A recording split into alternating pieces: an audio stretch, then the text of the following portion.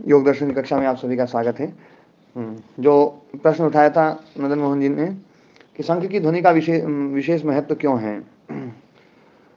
शंख ही नहीं, वो ध्वनियाँ जिन ध्वनियों में आकार उकार मकार गुंजायमान होता हो, तीनों एक साथ गुंजायमान होते हो ऐसा लगता हो, चाहे वो आहत ध्वनि भले ही क्यों ना हो, लेकिन आहत ध्वनि होते हुए भी यदि आकार उकार मकार का उच्चारण हो रहा है तो उन ध्वनियों को पवित्र माना गया है। जैसे शंख की ध्वनि तो है ही, साथ में आप देखिए गाय जब रंभाती है तो गाय रंभाती है तो उसकी जो ध्वनि है वो भी बिल्कुल ना आकार उकार मकार से युक्त होती है, शंख जैसी ध्वनि होगी उसकी, गाय का रंभाना। तो ये जो गाय का रंभाना है या शंख की ध्वनि है एक जैसी है। और गाय रंभाती है तो जब बछड़े को बुलाती है, जब बछड़ा होता है ना, एक तो रंभाती अम्मा है ना जो है, एक जब गाय बछड़े को बुलाती है तो आप देखना आ जो है वो हा जैसा सुनाई देता है। कभी आप लोगों ने सुना है ऐसा? वो मुंह नहीं खोलती है, केवल नासिका से वो है ना हकार युक्त जो है ना मकार जो है ना ये तो वो हकार तो नहीं, वो आकार है वास्तव में। गाय जब बछड़े को बुलाती है तो मतलब हकार युक्त जो आकार है ऐसा लगता है हा है, पर वो आ है, ऊ और माँ ये तीनों जो है ना उसमें सम्मिलित है। इसलिए शायद आप लोगों ने जैसे किसी ने सारस्वत मंत्र के बारे में सुना हो कि सारस्वत मंत्र जो ना ओम एन नमः ऐसा जो ना, तो हकार और मकार उसमें प्रधान रूप से होता है। तो वास्तव में वो हकार नहीं है, वो है ना आकार उकार मकार ये तीनों जो है ना तीनों युक्त हैं।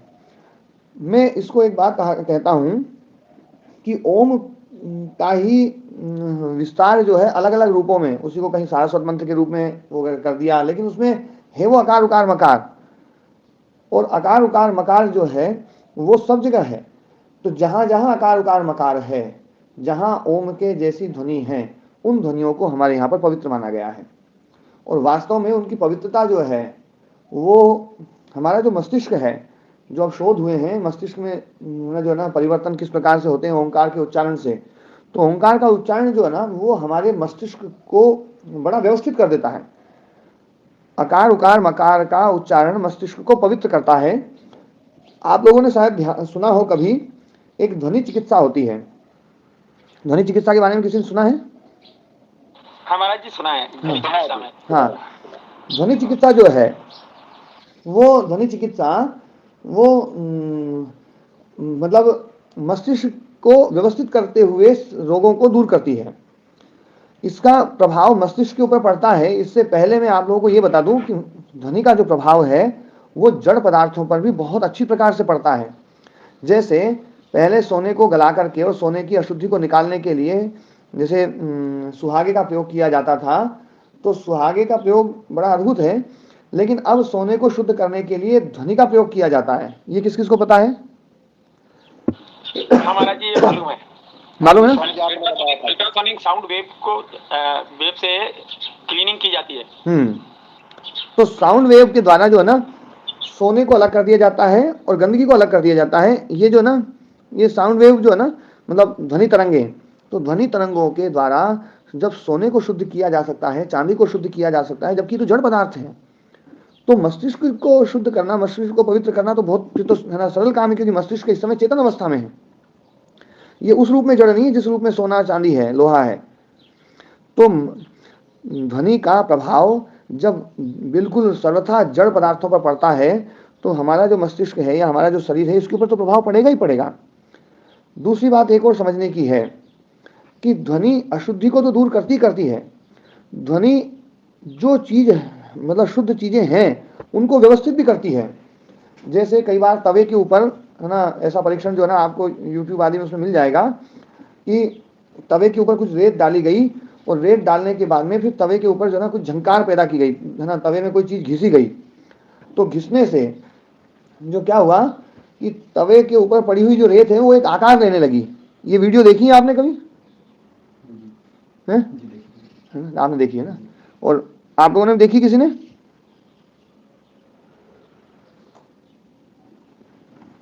नहीं देखी।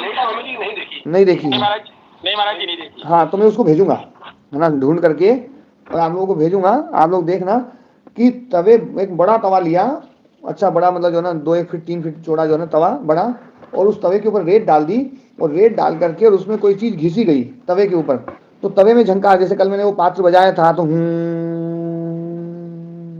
ऐसी आवाज आई थी। तो ये जो आवाज है ना, वो आवाज जो है, वो उस रेत को एक एक आकार देती है, और ऐसा फूल बन जाता है बिल्कुल एकदम गजब का। और इसके परीक्षण हुए हैं। भारतीय जो संगीत है, भारतीय संगीत जब बजाया जाता है तवे के ऊपर रेत फैला करके, तो भारतीय संगीत से भी ये काम होता है कि वो रेत जो है एक शेप लेती है, और जो ना मॉडर्न संगीत हैं, जो वाद्य यंत्र हैं, उनको बजाया जाता है तो रेत बिखर जाती है, उसमें जो है ना एक आकार नहीं आता है। तो है ना जो है ये मतलब समझाना चाह रहा हूं मैं कि ध्वनि जो है, अलग अलग प्रकार की ध्वनि, वो ध्वनि बड़ा अद्भुत काम करती थी। इसलिए पहले क्या होता था, शंख की ध्वनि जो युद्ध क्षेत्र में बजाई जाती थी, तो वो केवल और केवल कोई संकेत करने के लिए नहीं होती थी, वो वीरों में जोश भरने के लिए भी होती थी, जोश भर देती थी। इसको निकाल, हाँ, तो वीरों में जोश भर देती थी शंख की ध्वनि जो है ना, क्योंकि उसका मस्तिष्क के ऊपर उस प्रकार का प्रभाव होता था।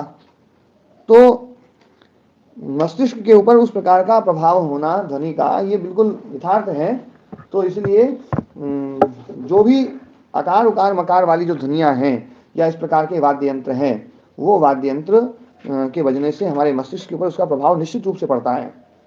जब ना जड़ चीजों पर इस प्रकार से प्रभाव पड़ता है, तो चेतन चीजों पर तो प्रभाव पड़ता ही पड़ता है। और उसका जो है ना, और शंख जो बजाया जाता था युद्ध क्षेत्र में, वो अलग अलग प्रकार से बजाया जाता था। जब ना जो है ना उत्साह की आवश्यकता होती थी, तो अलग प्रकार से बजाया जाता था। जब शांति की आवश्यकता होती थी, तो अलग प्रकार से बजाया जाता था। जब कोई मर जाता था और प्रतिशोध लेना है, भयंकर प्रतिशोध लेना है, उस अवस्था में शंख अलग प्रकार से बजाया जाता था। तो जो है, ये जो आप महाभारत पढ़ेंगे तो महाभारत में ये वर्णन कई जगह पर है। जैसे जब अभिमन्यु का वध हो गया था, तो अभिमन्यु का वध हो गया, तो उस वध के पश्चात अगले दिन अर्जुन ने ये प्रतिज्ञा करी थी कि मैं जयद्रथ को मार दूंगा, और जयद्रथ को मार दूंगा। तो जयद्रथ को मारने के लिए जो ना, अर्जुन जब अकेले उस युद्ध में प्रविष्ट हुए, तो अगले दिन सूची व्यूह बनाया गया था, बहुत लंबा व्यूह था वो। तो उस सूची व्यूह में जब अर्जुन ने प्रवेश किया था, और प्रवेश करके और जो है वहाँ पर भगवान कृष्ण और अर्जुन बहुत आगे चले गए, तो युधिष्ठिर को एक बार कोई शंख की ध्वनि सुनाई दी। तो युधिष्ठिर को लगा कि जो है ये शंख कहीं भगवान कृष्ण का तो नहीं है, और भगवान कृष्ण का यदि शंख होगा तो ये तो जो ना मतलब बहुत भयंकर इसकी जो आवाज़ है वो संकेत कुछ उल्टा दे रही है, ऐसा संकेत दे रही है कि अर्जुन मर गया। अर्जुन मर गया, तो उन्होंने फटाक से जो है ना सात्विकी को भेजा। फिर सात्विकी को भेजा, लेकिन फिर भी वो शंख की ध्वनि जो ना फिर आई, तो उनको फिर चिंता हुई कहीं सात्विकी नहीं मर गया हो। फिर भीम को भेजा, भीम तुम जाओ और अर्जुन की चिंता कम करना, सात्विकी की चिंता पहले करना, सात्विकी की खबर मुझे पहले दो। तो शंख की ध्वनि से ये तक मैसेज होते थे कि क्या क्या हो गया, क्या मतलब जो है ना। तो शंख की ध्वनि अलग अलग प्रकार से बजा करके, और उसका प्रभाव मानव मस्तिष्क पर और शरीरों पर अलग अलग प्रकार का पड़ता होगा निश्चित रूप से, इसलिए उस प्रकार की ध्वनियाँ बजाई जाती थी। तो ये है ना जो है, मैं कुछ वीडियो जो मैंने कहा था वो तवे के ऊपर जो है ना उसका, वो भी मैं भेजूंगा। लेकिन सोना आदि शुद्ध होता है, चांदी आदि शुद्ध होती है, ये तो है ना आप लोगों को पता ही, आप लोगों में कईयों को पता था। तो ये तो जो है ना एक प्रमाण है ही अपने आप में कि ध्वनि का हमारे मस्तिष्क के ऊपर विशेष प्रभाव होता है।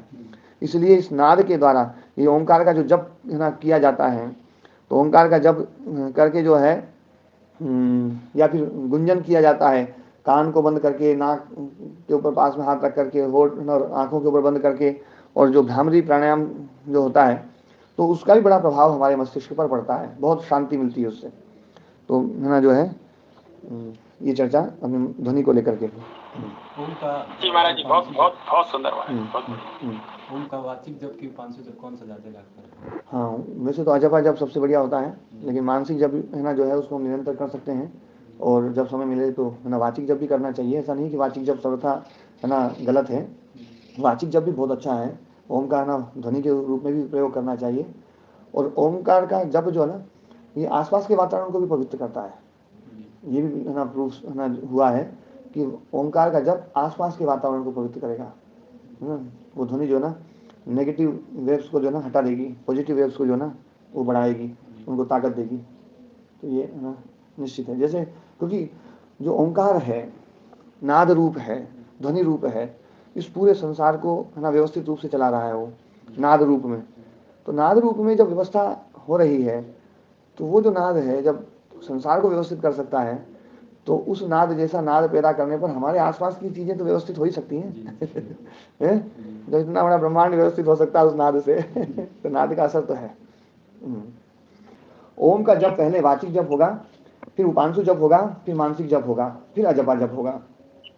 अभी हम केवल जो है ना सूत्रों पर ज्यादा चर्चा नहीं कर रहे हैं, उस समय जो चर्चा की गई है ना मुकेश जी ने जो लिखा है उनको, तो उस पर चर्चा ताकि आप लोग जो है परीक्षा में उस प्रकार का वो कर सकें। हम जो ओम बोलते हैं वह आहत ध्वनि है और जो परावाग जो ओम है वह अनहद नाद है, अनाहत है। यह ब्रह्मांड में सर्वत्र व्याप्त है। मोक्ष विषयक शास्त्र जिन शास्त्र में आत्म विषयक चर्चा हो मोक्ष विषयक शास्त्र है। परावाग ओम का जप आत्म विषयक चिंतन है। परावाग ये ओम का जप जो है ना जो हम जो 3 जप है वो परावाग नहीं है। परावाग जो ना जो सब वाणी का मूल है। हमारे देखो हमारी बुद्धि में जो ज्ञान है, हमारी बुद्धि में जो ज्ञान है उस ज्ञान को हम क्या कहेंगे, है ना पश्यंती। जो बुद्धिस्ट है, ध्यान देना, जो बुद्धिस्ट ज्ञान है वो ज्ञान को हम बोलते हैं पश्यंती वाक, जिसको हम दर्शन बोलते हैं। दृश्य धातु का ही रूप बनता है पश्यंती है ना। तो पश्यंती वाक शक्ति प्रत्यय में इकारांत दीर्घ इकारांत है ना पश्यंती। तो पश्यंती वाक जो है वो बुद्धिस्ट है और जो वाणी में आ गई है वो है वैखरी, है ना। और इन दोनों को आपस में जोड़ने वाली है वो मध्यमा वाक है। मध्यमा वाक पश्यंती मतलब पहले पश्यंती फिर मध्यमा फिर वैखरी। तो जो पश्यंती है जो वाणी में ज्ञान है, हमारे जो वो वाणी में चित्त में जो ज्ञान है, हमारी बुद्धि में जो ज्ञान है, चित्तस्थ जो ज्ञान है वो है पश्यंती। उस पश्यंती का जो आधार है वो है परावाक। उस पश्यंती का जो आधार है वो परावाक है, वो शब्द ब्रह्म है। इसलिए तो कहा है ना कि ईश्वर क्या है, बोले ईश्वर जो है ना सब ज्ञान का वो परम गुरु है, क्योंकि ज्ञान को जागृत करने वाला वही है। तो वो जो परावाक है, परावाक ही पश्यंती का आधार है। परावाक ही पश्यंती का आधार है। और वेद जो है ना वो पश्यंती रूप में है। वेद क्या है, वेद जो ज्ञान है वो पश्यंती रूप में, जैसे सारे उपनिषद पश्यंती रूप में है। उपनिषद जो है वो पश्यंती रूप में है। तो पश्यंती रूप में है उनका, उन सब का आधार कौन है, परावाक। परावाक है, इसका मतलब है कि ईश्वर उसका आधार है। तो वेद ज्ञान का आधार ईश्वर इसलिए माना जाता है। फिर पश्यंती के बाद में आजकल जो हम जो भी सब वो कर रहे हैं उन सब का आधार वो पश्यंती है। आपकी बुद्धि में कोई दिव्य स्फूर्णा जागृत हुई, कोई दिव्य ज्ञान जागृत हुआ, तो वो जो ज्ञान जागृत हुआ उसको हम बोलते हैं दर्शन। मंत्र दृष्टा रह ऋषय, ऋषियों ने मंत्र का दर्शन किया, ऋषियों ने मंत्र का दर्शन किया। दर्शन किया मतलब वो पश्यंती वाक है। बात समझ में आ रही है जी? अच्छे से समझ में आ रही है महाराज जी, है ना। हाँ, दर्शन में दृश्य धातु है और पश्यंती में भी दृश्य धातु है। जो संस्कृत को जानते हैं वो ये जानते होंगे, जिनको नहीं पता उनको ये लगता है कि दृश्य और पश्य अलग अलग हैं। पर शायद आप लोगों ने संस्कृत थोड़ी बहुत पढ़ी होगी, तो दृश्य धातु का रूप जब चलता है, जैसे भू धातु का रूप चलता है तो भवती भवता भवंती, लेकिन दृश्य धातु का रूप चलता है तो दर्शति दर्शता दर्शंती नहीं बनता है, पश्यति पश्यता पश्यंती बनता है। दृश्य धातु का रूप है पश्यति। तो दर्शन जब हम करते हैं, दर्शन जो ना मंत्र दृष्टारो ऋषय, मंत्र के दृष्टा थे वो, मंत्र का उन्होंने दर्शन किया, तो वो दृष्टा जो है वो जो दर्शन जो किया है वो पश्यंती वाक है, क्योंकि दृश्य और पश्य एक ही है। तो पश्यंती वाक, तो पश्यंती वाक, उस पश्यंती वाक का आधार जो है वो परावाक है, और परावाक शब्द ब्रह्म है। तो शब्द ब्रह्म होने के कारण से हम जो पश्यंती वाक थी, जो दर्शन था ऋषियों का, मंत्र दृष्टा जो थे उनके द्वारा जो देखा गया मंत्र है, उस मंत्र का आधार हम परमात्मा को मानते हैं, जबकि मंत्र दृष्टा तो ऋषि थे। ध्यान देने वाली बात है, मंत्र दृष्टा कौन है, है ना। ऋषि ऋषि हाँ, मंत्र दृष्टा ऋषि हैं। आप वेद में देखो, सारे दृष्टा जो है ना ऋषि मिलेंगे, लेकिन उन दर्शन का आधार, उस पश्चिमी वाक्य का आधार कौन है? वो परावाक है। तो परावाक जो है वो शब्द ब्रह्म है, वो ब्रह्म है, इसलिए उसको, है ना, ईश्वर हम कहते हैं ना, ईश्वरकृत है वेद, ये इस रूप में है ईश्वरकृत। जबकि दर्शन ऋषियों का ही है, दर्शन जो हुआ है वो ऋषियों का ही हुआ है। अब उस पश्चिमी को आधार लेकर के बाकी आगे जो ज्ञान, है ना, जो प्रवृत्त हुआ है, तो उस दर्शन का आधार जो है, जो बाद में जो दर्शन विकसित हुए हैं, उस दर्शन का आधार वो पश्चिमी वाक है, वो वेद वाक, वेदवाणी है। गुरु जी यहाँ पे एक चीज और इसलिए इन दर्शनों को, जो सामान्य दर्शनों को हम, हाँ जी महाराज जी, इसको हम ये कह सकते हैं बगैर कारण के कार्य नहीं होता, ये कह सकते हैं इनको? हाँ, बगैर कारण के कार्य नहीं होता है, कारण तो होता है कोई ना कोई। हाँ, तो ईश्वर कारण हो गया ना। जी जी, ईश्वर की उपस्थिति मात्र कारण है, ईश्वर की जो, हाँ, वो तो ईश्वर परावाक है। पढ़ा दिया आपने, वो तो नहीं भूलेंगे। हाँ, तो ईश्वर परावाक रूप में जो है, जो शब्द ब्रह्म है, शब्द रूप है, उस शब्द रूप, जो शब्द की उपासना करने वाले हैं, शब्द की उपासना करने वाले का मतलब है वो ईश्वर, ईश्वर की उपासना। ईश्वर को शब्द रूप कहा है ना, शब्द ज्ञान, है ना, बोले बोले, हाँ, शब्द बोलते हैं ना, है कबीर बंधु में शब्द बोल देंगे, बात यही है। वो शब्द क्या है? वो ब्रह्म। ये जो हम बोल रहे हैं ये शब्द नहीं है। गुरु के पास जाते हैं, बोले भैया शब्द दे दो कोई, है ना, शब्द दे दो, तो शब्द तो सब है ही, लेकिन वो शब्द जो है ना, वो शब्द ब्रह्म है ना। उसको नाम बोलते हैं, शब्द बोले, नाम बोले, नाम दान दे दो, है ना, उससे मिला दो, उस शब्द से मिला दो, है ना। तो शब्द बोले, नाम बोले, है ना, जो है ना, मंत्र बोले, सब उस परावाक की तरफ इशारा कर रहे हैं। तो ये जो सारी वाणियां हैं, ये सारी की सारी वाणियां, पश्चिमी वाक जो भी है, उस परावाक की तरफ इशारा करती है। परावाक को कोई भी, है ना, बोल नहीं सकता, परावाक को कोई वो नहीं कर सकता। हाँ, परावाक पश्चिमी पे हम आ सकते हैं। पश्चिमी जो है ना, वो हमारी बुद्धि में स्थित जो है ना, वो पश्चिमी रहेगी, क्योंकि जो चतुर्थ रूप है, जो चतुर्थ रूप है, वो तो, है ना, तुर्य रूप है, वो अप्रमेय रूप है, वो अप्रमेय रूप है ना। वो ऐसा रूप है। दयाराम जी जुड़े कि नहीं जुड़े हैं? अच्छा, दयाराम जी नहीं जुड़े हैं, कुछ काम होगा, है ना। तो वो ऐसा रूप है जिस रूप में जो ना, न अंतः प्रज्ञम न बहिष्प्रज्ञम, न अंतः प्रज्ञ है, न बहिष्प्रज्ञ है, न उभयता प्रज्ञम, न अज्यम न प्राज्यम, न अज्य न प्राज्य, कुछ नहीं। वो तो जो ना, वो तो शिवम शांतम अद्वैतम चतुर्थम मन्यते स आत्मा स विज्ञेय। तो वो उसने जो बात मांडू की उपनिषद में कही, तो वो परावाक जो है ना। तो अपन फिर से प्रकृतम अनुसराम। हाँ जी, कि जब वेद मंत्रों के दृष्टा अलग अलग ऋषि हैं, तो अलग अलग भाग फिर अलग अलग ऋषियों ने उसको करा होगा। हाँ, वो अलग अलग हो सकता है, पर उसमें जो है ना, ये एक बड़ा विषय है, और इसमें अभी मैं ना इस पखेड़े में नहीं पढ़ना चाहता हूँ, क्योंकि इसमें मेरे से सच बोलते हुए रुका नहीं जाता है, और गड़बड़ हो जाएगी, इसलिए अभी उसको उतना ही समझो ना। पर बाकी आज मंत्र दृष्टा ऋषि तो समझा दिए कि मंत्र दृष्टा ऋषि किस प्रकार थे, और इसमें परावाक जो है ना, वो परावाक इन सब का मूल आधार है, इसलिए इसको हम ईश्वरकृत मानते हैं, है ना। वेद ईश्वरकृत इसलिए है। तो जो स्वाध्यायशील व्यक्ति हैं, उसके दर्शन के लिए देवता, ऋषि तथा सिद्ध आते हैं। अच्छा, ये मोक्ष विषयक शास्त्र, जिन शास्त्र में आत्म विषयक चर्चा हो, वे मोक्ष विषयक शास्त्र हैं। परावाक, ओम का जप, आत्म विषयक चिंतन, स्वाध्याय, ओम का जप और आत्म विषयक चिंतन। जो स्वाध्यायशील व्यक्ति है, उसके दर्शन के लिए देवता, ऋषि तथा सिद्ध आते हैं, और इस योगी की सहायता के लिए वे आते हैं जिसका स्वाध्याय स्थिर हो गया है। देखो, हम लोग है ना, वो आते हैं ना, दर्शन के लिए आते हैं, उसकी सहायता के लिए आते हैं। तो इष्ट देव संप्रयोग होता है, और देवी शक्तियां सहयोग करती हैं। तो ये जो है ना, ये तो बिल्कुल यथार्थ है। विद्या एवं अविद्या दोनों को जानना जरूरी है। अविद्या को बिना समझे हम विद्या को प्राप्त नहीं कर सकते हैं, अर्थात संसार को समझे बिना आत्मा को कैसे समझ सकते हैं।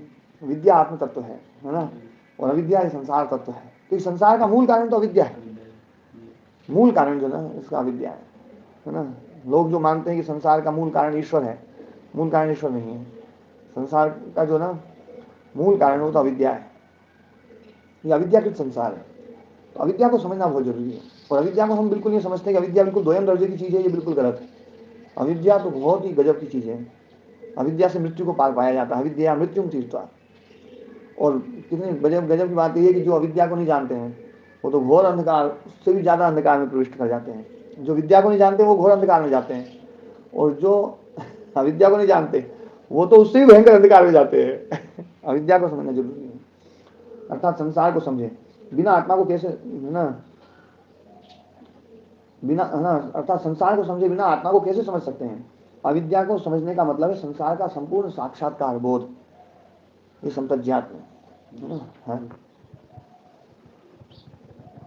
जीवन दो प्रकार का है, कृतज्ञता से भरा हुआ जीवन, अर्थात कोई शिकायत नहीं है, कोई शिकायत नहीं, शिकायत रही जीवन।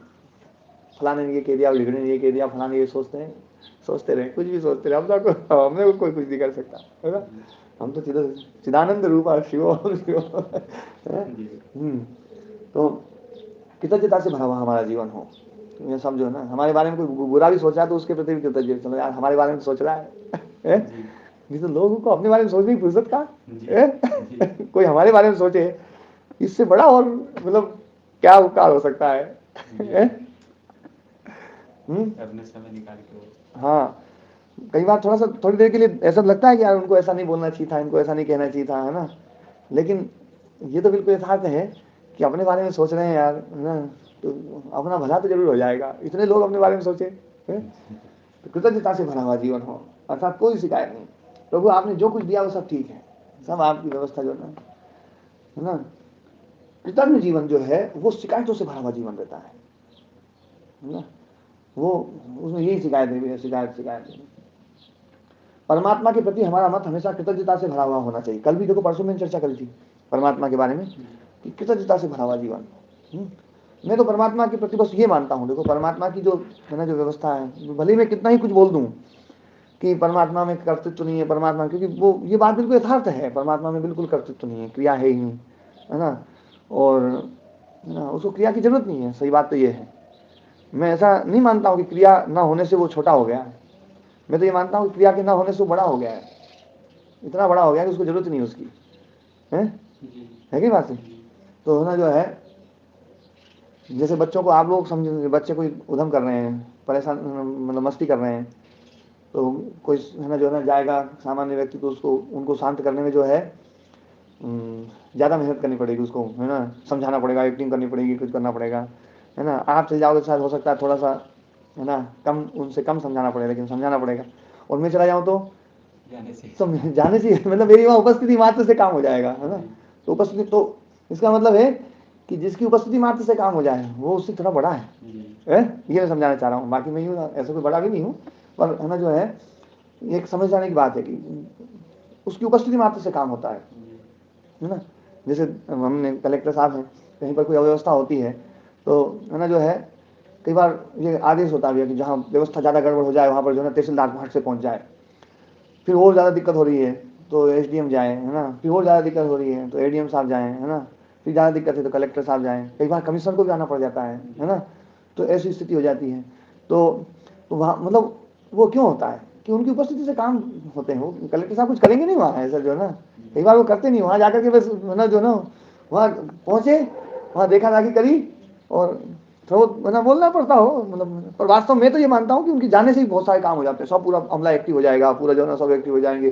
सामने वाला पक्ष भैया कलेक्टर साहब आया, है ना जो ना, अब थोड़ी सी चर्चा बाद में जो ना सही से करो, जो उपद्रवी लोग हैं वो उपद्रवी लोगों में भी है ना जो ना, कि भैया जो ज़्यादा बेकार की बात करने वाले उनको पीछे हटाओ, अभी जो ना कलेक्टर साहब आए उनसे बात करनी, तो थोड़ा शांति प्रिय लोगों को भेजो, ऐसा एक स्वाभाविक रूप से होता है ना।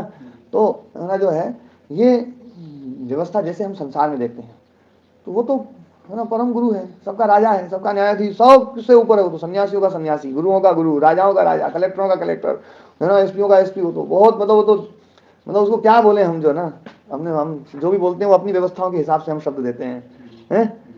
कोई दूसरी व्यवस्था होगी वहाँ कलेक्टर शब्द ही नहीं हो तो फिर कलेक्टरों का कलेक्टर नहीं बोलेंगे, दूसरी व्यवस्था है वहाँ राजा ना हो तो राजाओं का राजा नहीं बोलेंगे, वहाँ दूसरी व्यवस्था में कोई न्यायाधीश ना हो, कुछ और शब्द हो तो और शब्द बोल सकते हैं, लेकिन भाव एक ही रहेगा कि भैया वो सबसे ऊपर है। तो परमात्मा और ब्रह्म की अलग अलग उसको कहें यार, वो एक ही। ब्रह्म शब्द परमात्मा के लिए भी है और ब्रह्म शब्द आत्मा के लिए भी है। अयम आत्मा ब्रह्म, उपनिषदों में आत्मा के लिए ब्रह्म शब्द का प्रयोग होता है और परमात्मा के लिए भी होता है। और परमात्मा जो है ना वो तृतीय स्थानीय है। ये बात बोलते ही सबको थोड़ा सा गड़बड़ हो जाता है यार, परमात्मा को फिर भी जो है ना इतना सब कुछ बताते हुए परमात्मा को तीसरी सीढ़ी रखते हैं, चौथी सीढ़ी किसी और को रख देते हैं। तो चौथी सीढ़ी वो आत्मा तो वो है ना, अब वो चेतन रूप उसमें कुछ है ही नहीं। इसमें तो हम कुछ और भी विशेषण, परमात्मा में तो कई सारे विशेषण लगा देते हैं। आत्मा में तो वो भी विशेषण नहीं हो सकते कुछ, है ना, वो किसी से विशेषित ही नहीं होता, वो बस वो है। बस वो है। हाँ, इसलिए तो कहा है ना, अंतर प्रज्ञम न बहिष्प्रज्ञम न अज्ञम न प्राज्यम, कुछ नहीं है वो। अव्यवहार्यम अव्यपदेश्यम, हाँ, वो अव्यवहार्य है, अव्यपदेश्य है ना, अप्रमेयम अप्रमेय है सब। तो परमात्मा के प्रति हमारा मत हमेशा जीवन कृतज्ञता से भरा है, हमारा मन हमेशा ना कृतज्ञता से भरा हुआ होना चाहिए। वो व्यवस्थापक है, उसकी उपस्थिति के बिना कुछ संभव नहीं है। हमें परमात्मा की बात करते करते जो ना, जैसी कोई आत्मा की बात छेड़ देता है ना, तो फिर सब गड़बड़ जाती है। तो प्रार्थना का अर्थ है पात्रता विकसित करना। प्रार्थना का अर्थ है पात्रता विकसित करना। तो फिर अगला सूत्र है समाधि सिद्धि ईश्वर प्रणिधानात्। ईश्वर प्रणिधान से समाधि की सिद्धि होती है ना। ज्ञान मार्ग, ज्ञान की प्राप्ति, समाधि सिद्धि, है ना। तो ईश्वर प्रणिधान माध्यम है ज्ञान मार्ग की तरफ ले जाने के लिए, और ज्ञान प्राप्ति होगी तो ज्ञान से जो ना जो है मुक्ति मिलेगी। मुक्ति तो ज्ञान से ही मिलेगी, है ना। परावाक तो सब जगह है, परावाक तो सब जगह है। मुक्ति परावाक से मिलती तो सबको मिल ही जाती है। परावाक जब पश्यंती में उतर जाए, पश्यंती पैदा हो जाए, तब तो जो है ना, हाँ, तब मुक्ति होगी, है ना। तो ईश्वर प्रणिधान से समाधि सिद्धि होती है, ज्ञान मार्ग, ज्ञान की प्राप्ति समाधि सिद्धि में बहुत ना बहुत सहायक है। प्रणिधान अर्थात कर्म को ईश्वर के ऊपर रख देना। प्रणिधान, निधान, निधान मतलब रख देना, प्रकृष्ट रूप से रख देना, अच्छी प्रकार से रख दो, परमात्मा के ऊपर रख दो, अपने ऊपर नहीं रखो, है। मतलब ऐसे रखने से बड़ी शांति मिलती है। एक आदमी ट्रेन में गया, उसने गठरी अपने सिर पे धर रखी। लोगों ने कहा बोले भैया गठरी तो नीचे रख दे। अरे बोले यार ये मेरा वजन ढो रही, यही बहुत है। अब सोचा है ट्रेन मेरा वजन ढो रही है, गठरी तो कम से कम मैं धर लूं। गठरी का वजन तो ट्रेन में नहीं रखूं। तो आदमी गठरी का वजन अपने सिर पे रखता है। ये तो परमात्मा को नहीं दिया पर, है ना। तो ये ईश्वर प्रणिधान का मतलब है सारी गठरी उतार करके उसके ऊपर रख दो। बोले भैया हाँ, जो ट्रेन तुम्हें ढो सकती है वो तुम्हारी गठरी भी ढो सकती है। हाँ, तो प्रणिधान मतलब ईश्वर के ऊपर रख देना सारे कर्म जो ना, अर्थात कर्म को ईश्वर के ऊपर रख देना। अपना कुछ नहीं है, जो कुछ है वो सब तेरा है, मैं नहीं मेरा नहीं, ये सब हाँ, ये तन किसी का है दिया। आपने जो कुछ सुनाने के लिए कहा था, कुछ सुनाया नहीं है। अच्छा, मैं नहीं मेरा नहीं यह तन किसी का है दिया, जो कुछ अपने पास है वह धन किसी का है दिया। मैं नहीं मेरा नहीं यह तन किसी का है दिया, जो कुछ अपने पास है वह धन किसी का है दिया। देने वाले ने दिया वह भी दिया किस शान से, लेने वाला कह उठा मेरा है ये अभिमान से, मेरा है ये अभिमान से। मैं मेरा ये कहने वाला मन किसी का है दिया, मैं मेरा ये कहने वाला मन किसी का है दिया। मैं नहीं मेरा नहीं यह तन किसी का है दिया, मैं नहीं मेरा नहीं यह तन किसी का है दिया, जो कुछ अपने पास है वह धन किसी का है दिया। जो मिला है वह हमेशा पास रह सकता नहीं, जिसको अपन मेरा बोलते हैं वो पास नहीं रहेगा, बिछुड़ जाएगा। इसलिए मेरा क्या है। मेरा होता तो मेरे पास रहता, छूटता नहीं। जो मिला है तो कोई किसी का मीत ना होता। जो मिला है वह हमेशा पास रह सकता नहीं, कब बिछुड़ जाए ये कोई राज कह सकता नहीं, राज कह सकता नहीं। जिंदगानी का किला मधुवन किसी का है दिया, जिंदगानी का खिला मधुवन किसी का है दिया। मैं नहीं मेरा नहीं यह तन किसी का है दिया, जो कुछ अपने पास है वह धन किसी का है दिया। जग की सेवा खोज अपनी प्रीति उससे कीजिए, काम बता दिए कि जो तुम्हें मिला ना उससे क्या काम करो, रहेगा तो है नहीं, तो उससे जल्दी जल्दी काम कर लो। जब अपने को अपन कोई चीज़ लेकर के आते ना और वो जल्दी चाहिए मुझे, तो अपन उससे जल्दी जल्दी काम करते हैं। तो इस शरीर से जल्दी जल्दी काम कर लो। जग की सेवा खोज अपनी प्रीति उससे कीजिए। 3 काम है, जगत की सेवा, स्वयं की खोज और प्रीति उससे, प्रभु से, है ना। प्रीति ईश्वर प्रणिधान, सब कुछ उसको समर्पित कर दें। प्रीति तभी है ना, जैसे बच्चे की माँ से प्रीति होती है तो जो कुछ लाता है ना वो माँ को देता है, और किसी को नहीं देता। बीच में कोई और लेना उसको नहीं देगा। माँ से प्रीति है, माँ को दे देगा। तो अपन जो कुछ भी करें वो उसको दे दे।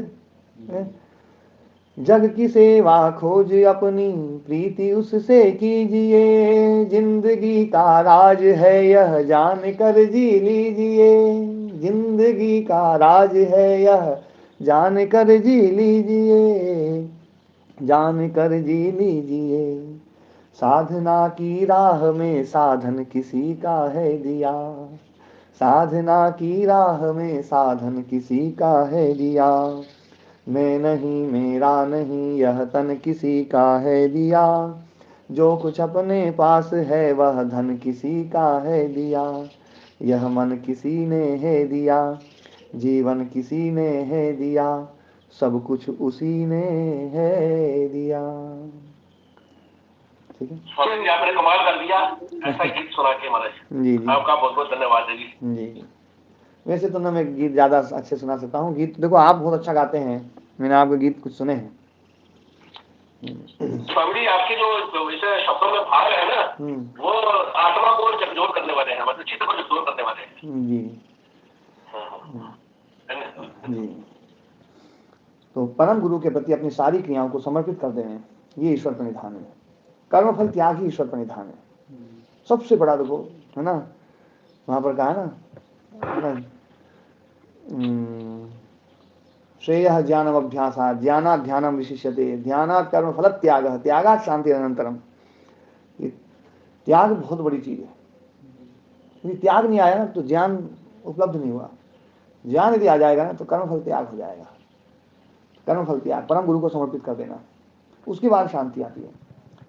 ईश्वर प्रणिधान एकदम से संभव नहीं है, धीरे धीरे होगा। इंपॉर्टेंट बात है, चित्त वृत्तियों को रोकने के लिए प्राणायाम सबसे बड़ा उपाय है। मन धीरे धीरे नियंत्रित होता है, मन को नियंत्रित करना पड़ेगा। तो ईश्वर प्रणिधान से पहले प्राणायाम करें हम, और फिर हम इसमें जो है ना मन को लगाएं। जीवात्मा के लिए परमात्मा की व्यवस्था अत्यंत जरूरी है। बिना व्यवस्था पर की व्यवस्था बनेगी कैसे। भाव शब्द का यहाँ अर्थ है क्रिया। सर्वभावस्य, हमारे सारे भाव ईश्वर को समर्पित हो जाएं, सारी क्रियाएं ईश्वर को समर्पित हो जाएं। भाव शब्द क्रिया के लिए भी है ना। धात्वर्थो भाव, धात्वर्थ क्रिया, धात्वर्था क्रिया, धात्वर्थो भाव। धात्वर्थी भाव है, धात्वर्थी क्रिया है। धातु अलग चीज है, क्रिया अलग चीज है। धातु अलग ना ना, धातु अलग क्रिया अलग। ये दूसरे लोग आजकल क्या व्याकरण में ये पढ़ाने लगे कि धातु अलग, धातु और क्रिया एक ही है, और धातु अलग है, क्रिया अलग है। धातु है क्रियावाची शब्द, क्रिया को कहने वाला जो शब्द है वो है धातु। पट धातु है, पट, और मैं ये कर रहा हूं ना ये क्रिया है। क्रिया जो है ना, क्रिया शब्द नहीं हो सकता। क्रिया तो एक चेष्टा है, क्रिया एक चेष्टा है, क्रिया एक प्रयत्न है, प्रयत्न साध्य है। पहले मेरी बात चर्चा करी थी ना, 4 चीज है ना हर पदार्थ में, जाति गुण क्रिया और यदिच्छा शब्द, 4 चीज बताई थी ना। तो जाति गुण ये तो स्वाभाविक रूप से रहते हैं, क्रिया चेष्टा है, ये प्रयत्न साध्य है। तो क्रिया जो है ना, जो हम कर्म कर रहे हैं, जो चेष्टा कर रहे हैं वो है क्रिया। और इस क्रिया के लिए एक शब्द जो बोला गया है, यदिच्छा शब्द जो भी कुछ बोला गया है उस चेष्टा के लिए, उसको हम बोलते हैं क्रियावाची शब्द। क्रिया को कहने वाला जो शब्द है वो है धातु। ठीक है ना। तो धातु, इसलिए मैंने एक बार आप लोगों को की होगी चर्चा जो है ना, कि मैं एक बार परीक्षा देने गया था, तो एक अध्यापक जो ना, बड़े अध्यापक थे, उन्होंने मेरे से एकदम से उन्होंने कुछ गुरुकुल की निंदा कर दी थी। तो मैंने कहा उनके गुरुकुल की निंदा मत करो, ये शब्द आपको वापस लेने पड़ेंगे कि गुरुकुल वाले ऐसे ही होते हैं, है ना, मैंने पढ़ते वढ़ते नहीं है। तो मैंने मैं है ना जो है ना, तो बोले मैं पूछूं, मेरे से उन्होंने कहा, तो मैंने क्या पूछो। तो उन्होंने कहा बोले जो उपसर्ग होते हैं धातु के वो द्योतक होते हैं वाचक होते हैं। तो मैंने कि आपका प्रश्न ही गलत है। उपसर्ग धातु के नहीं होते हैं, उपसर्ग क्रिया के होते हैं। क्रिया के योग में ही उनकी उपसर्ग संज्ञा है, धातु के योग में नहीं है। हाँ, प्रादेह उपसर्गा क्रिया योगे सूत्र है, पढ़ा, ये याद हो गया। प्रादेह उपसर्गा क्रिया योगे, प्रादियों की उपसर्ग संज्ञा होती क्रिया के योग में। तो मन की वो क्रिया है ना, वो क्रिया के वाचक द्योतक हो सकते हैं, धातु के थोड़ी होते हैं। धातु तो शब्द है ना। तो वो फिर जो है वो पिलपिल हो गए, वो फिर वो अपनी पीएचडी की बात करने के, बोले जी मेरी पीएचडी करवा दो आप। तो है ना, जो है क्रिया और भाव एक ही चीज है। धात्वर्थी क्रिया है, धात्वर्थी भाव है। धातु का अर्थ, पट धातु का जो अर्थ है ना वो क्रिया है, पट धातु का अर्थ वही भाव है। क्रिया और भाव में थोड़े से अंतर है, वो क्या करेंगे पढ़ाना जब आएगी बात। हाँ, किसी का माइक खुला हुआ है। तो भाव शब्द यहाँ पर क्रिया अर्थ में है। सर्वभावस्य, हमारे सारे भाव ईश्वर को समर्पित हो जाएं, सारी क्रियाएं ईश्वर को समर्पित हो जाएं, है ना। वितथ, वितथ अर्थात झूठ, अवितथ अर्थात यथार्थ सत्य। देशांतर, देहांतर कालों की चीजों को जान लेता है वह योगी जिसकी समाधि सिद्ध हो गई है। देशांतर चीज और देशांतर चीज, देहांतर चीज दूसरे के देह में भी और दूसरे देश में जो है ना, और है ना जो देशांतर और कालांतर शब्द हो तो ज्यादा अच्छा रहेगा। वह योगी जिसकी समाधि सिद्ध हो गई है, सब कुछ यथार्थ रूप से जान लेता है ना। ये जो है ना देशांतरे, देहांतरे, कालांतरे चा, हाँ कालांतर यहाँ पर जो है ना तीनों चीजें हैं जी मुकेश जी, देशांतर, देहांतर और कालांतर। दूसरे देश की चीज, दूसरे शरीर की चीज, दूसरे शरीर में दूसरे मन में क्या चल रहा है वो, और दूसरे काल में, अलग अलग काल में क्या हो रहा है उसको भी ना, कालांतर की चीजों को जान लेता है वह योगी जिसकी समाधि सिद्ध हो गई है। सब कुछ यथार्थ रूप से जानता है, बिल्कुल जैसे अपन जान रहे हैं ना ऐसे जान लेता है।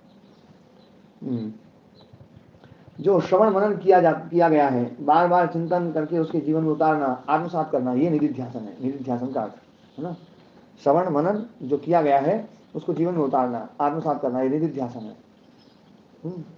वाणी के 4 प्रकार है, परा, पश्यंती, मध्यमा, वैखरी, इस पर चर्चा अपनी हो गई। वैखरी वाद स्थूल शब्द है। वैखरी जो बोलचाल की भाषा में बोली जाती है, बोलचाल की भाषा है वैखरी। इस ध्वनि के द्वारा मनोगत भावों को हम दूसरे को संप्रेषित करते हैं। पश्यंती वाग जो है ना, मंत्र दृष्टा ऋषि के द्वारा है ना, ये एवं ज्ञानात्मक और ध्वनि दोनों के बीच की स्थिति है ना, ये तो मध्यमा के लिए, ये नीचे वाले के लिए। ज्ञानात्मक पश्यंती हो गई, वैखरी ध्वनि हो गई, इन दोनों की चीज की बीच वाली जो है वो मध्यमा वाग है। ये जो निशान लगा हुआ है ना ऊपर से पश्यंती से नीचे, जो ज्ञानात्मक में, वो ज्ञानात्मक के लिए है केवल, उस पूरे वाक्य के लिए नहीं है। वो ज्ञान बाद में ध्वनि रूप में परिवर्तित होकर वैखरी में व्यक्त होता है। मध्यमा वाक, वैखरी एवं पश्यंती वाक के बीच की स्थिति। आत्मा बुद्ध्या समेत्यर्थान मनोयुक्ते विवक्षया मनः कायाग्निमाहन्ति सप्रेरयति मारुतम मारुतस्तुरसी चरण मंद्रम जनयति स्वरम। तो ये जो स्वर उत्पन्न हुआ उससे बीच की बहुत सारी स्थिति है ना, कि आत्मा जो जीवात्मा बुद्धि से अर्थ को लेकर के, आत्मा बुद्धिया समेत अर्थान मनोयुक्ते विवक्षया, मन को युक्त कर देता है, क्योंकि मन जो है ना इंद्रियों का स्वामी मन है, ज्ञानेंद्रियों का भी और कर्मेंद्रियों का भी। तो कुछ भी कराना है तो मन को पहले देना पड़ेगा, फाइल मन के पास आएगी तब बात बनेगी, नहीं तो नहीं बनेगी बात, है ना। तो इसलिए मन को पास है ना दे देते, बोले मैं मन अब तुम करो इसको। तो मन कायाग्नि माहंती, मन जो है ना वो कायाग्नि को, शरीर की अग्नि को जो है ना प्रेरित करता है। मन कायाग्नि माहंती, उसको प्रेरित कर देता है। कायाग्नि में प्रेरित हुई तो सब प्रेरयति मारुतम, अग्नि जो है ना वायु को प्रेरित कर देती है। वायु को जैसे थोड़ा सा गर्म करेगी तो वायु उठेगी, है। सब प्रेरयति मारुतम मारुतस्तुरसी चरण मंद्रम जनयति स्वरम, वो वायु जो है ना ऊपर उठती है, वो ऊपर उठती है और मंद्रम मतलब गंभीर, है ना, मंद नहीं है, ये मंद्र है, मंद्र शब्द गंभीर, गंभीर के लिए। मंद्रम जनयति स्वरम, वो ना मंद्रम स्वरम जनयति, मंद स्वर को, गंभीर स्वर को उत्पन्न कर देती है। जो स्वर भीतर गंभीर नहीं था, है ना, ज्ञानात्मक रूप में था, उसको गंभीर रूप में, ध्वनि रूप में प्रकट कर दिया, तो वो ध्वनि हो गई। तो ये बीच की जो प्रोसेस है ना, यह है मध्यमा। बुद्धि से ज्ञान से ध्वनि के रूप में वाक, है ना। हाँ, वैखरी एवं पश्यंती वाक के बीच की स्थिति है। पश्यंती वाक में ज्ञान पूरा का पूरा होता है, पश्चिमी वाक में ज्ञान पूरा का पूरा है बुद्धि में, बुद्धिस्त वाक है, ज्ञानात्मक रूप है, दर्शन रूप में है। ध्वनि के रूप में आ गई तो वो वेखरी वाक है, बीच की स्थिति है, मध्यमा वाक, बीच की स्थिति मध्यमा वाक। पश्चिमी वाक में वार्ता संभव है क्या एक दूसरे से? पश्चिमी वाक में वार्ता जो है ना, जो योगी है ना वो कर सकता है, योगी कर सकता है। जो गीता का जो ज्ञान दिया गया ना वो वैखरी में नहीं दिया गया है, वो पश्चिमी में दिया गया है। पश्चिमी में जो ज्ञान दिया जाएगा ना वो उसमें काल की अपेक्षा नहीं रहेगी कि भैया इतना ज्ञान है, इतनी बड़ी पुस्तक है तो इतना है ना, इतना टाइम लगेगा। इतना टाइम तो ध्वनि में लगेगा। आपको जो ध्वनि है ना, इस ध्वनि के रूप में जो है ना समय लग सकता है, लग सकता है। जैसे आपको, जैसे मैंने जयपुर बोला, या किसी को अपना अपना शहर, सब शहर अपना अपना गांव याद करो, तो आप जैसे मैंने गांव बोला, आप लोगों को भीतर गांव का पूरा नक्शा एकदम फट आ गया होगा। उसको समझाओ तो आपको बहुत समय लग सकता है ना। लेकिन आपके भीतर वो ज्ञान है, तुरंत एकदम आ गया। वो वैसा वैसी ज्ञान मुझे दे दो तो मेरे को वो पूरा ज्ञान हो जाएगा। और लेकिन यूं वैखरी से समझाओगे तो हो सकता है 2-4 दिन लगे, फिर पूरा भी नहीं समझ में आए। तो अर्जुन भी इसका मतलब उत्तम योगी थे? हाँ, अर्जुन धर्मात्मा थे। अर्जुन जो योगी तो नहीं थे, योगी होते तो मोह नहीं आता। फिर कैसे वो परावार? वो तो योगी भगवान कृष्ण थे ना। हाँ, तो ये उसको कैसे?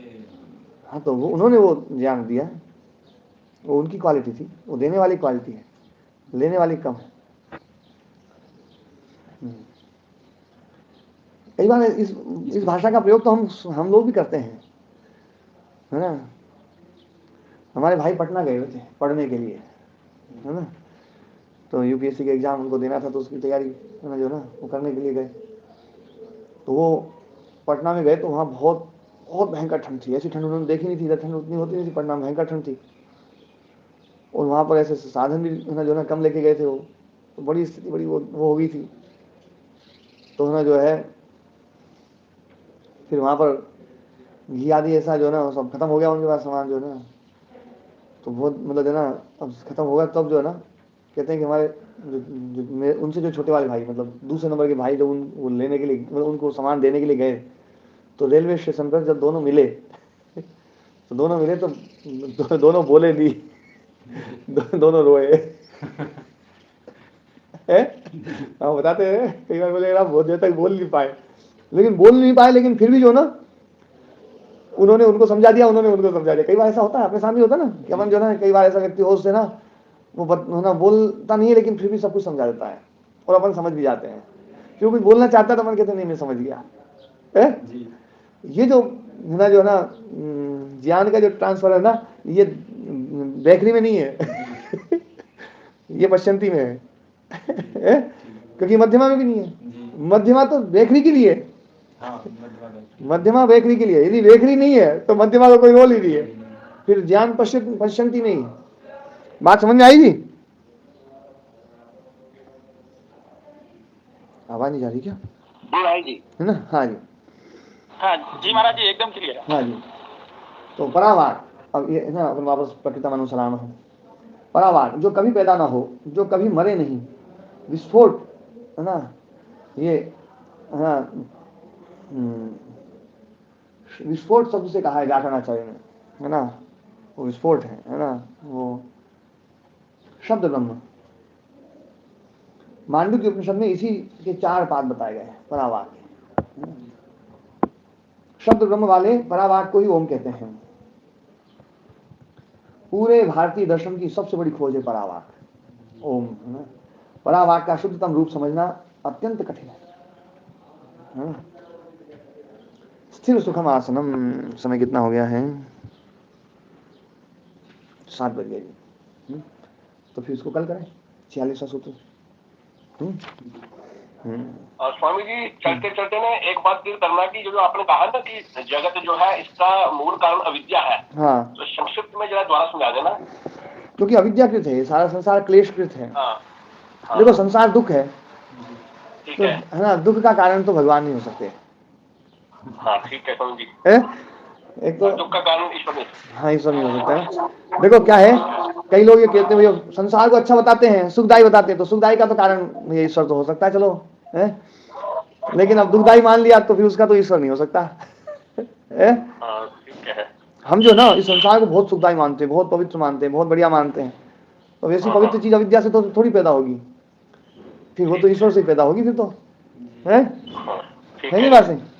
आप लोग भी जो ना यही तो करते हो, जैसा मेरे प्रति श्रद्धा हो गई तो कोई बढ़िया ज्ञान की बात बोले, अरे तो गुरुजी ने बताई होगी ना, यहाँ पर आकर के आप लोग सुनो, मेरे आश्रम में आ गए और आप लोगों ने कोई बात बढ़िया ना किसी कर्मचारी से किसी से ना, और कोई बढ़िया ज्ञान की बात उसने बता दी, तो आप लोगों के मन में क्या आएगा, यार ये बात तो गुरुजी की होगी है ना, और किसी ने कोई उल्टी बात बोली, गलत बात बोली, तो फिर क्या सोचोगे, ये बात यार गुरुजी की दी है ना। तो संसार यदि सुखदाई है तो भगवान का है और दुखदाई है तो फिर अविद्या का है। तो सबकी अपनी अपनी दृष्टि है, संसार को क्या माने, पर मैं तो देखो संसार को दुखदाई मानता हूँ और शास्त्र के अनुसार मानता हूँ। तो शास्त्र जो ना वो दुखदाई मानता है, तो दुखदाई का कारण तो अविद्या है, दुख का कारण अविद्या है ना, दुख का कारण अविद्या है। हाँ। वो अविद्या के कारण है ना, तो दुख का कारण अविद्या और दुख संसार। कोई आपसे ना बात करे ना तो उसको यूं बोले भैया तुम तो यार संसार छोड़ोगे, बताओ दुख का कारण क्या है, तो हर आदमी ये कहेगा दुख का कारण तो अविद्या, दुख जन्म प्रवृत्ति दोष मिथ्या ज्ञान, दुख का कारण मिथ्या ज्ञान है ना, दुख का कारण जन्म, जन्म का कारण प्रवृत्ति, प्रवृत्ति का कारण दोष और दोष का कारण मिथ्या ज्ञान, वही प्रोसेस वही है। और यहाँ पर भी है ना, तस्य हेतु अविद्या है ना, दुख का कारण अविद्या है, दुख का कारण संयोग बताया, संयोग का कारण अविद्या, तो मूल कारण अविद्या है, ठीक है ना। हाँ, इसलिए जो ना, इसलिए मैं इसको अविद्या को मानता हूँ, ये अविद्या के संसार है। हाँ, ओम जी ओम जी जी। ये महाशंख ध्वनि का क्या रूप है गुरु जी? वो तो शंख और महाशंख हो तो एक ही बात है ना, महाशंख एक संख्या के लिए भी प्रयुक्त होता है, एक संख्या भी है ना महाशंख। स्वामी जी, आयुर्वेद के लिए आपने जो चर्चा की थी उसके संबंध में क्या विचार हुआ है जी? हाँ, उसके विषय में अब जल्दी करेंगे चर्चा, वो तो हो गया है ना, शुरू है ना, जल्दी होगा। अच्छा। उसके लिए शास्त्रों की व्यवस्था और सब पूरी व्यवस्था करनी पड़ेगी, तो वो सब कर करा करके और उस पर जल्दी करेंगे, उस पर, है ना जी। ठीक है जी।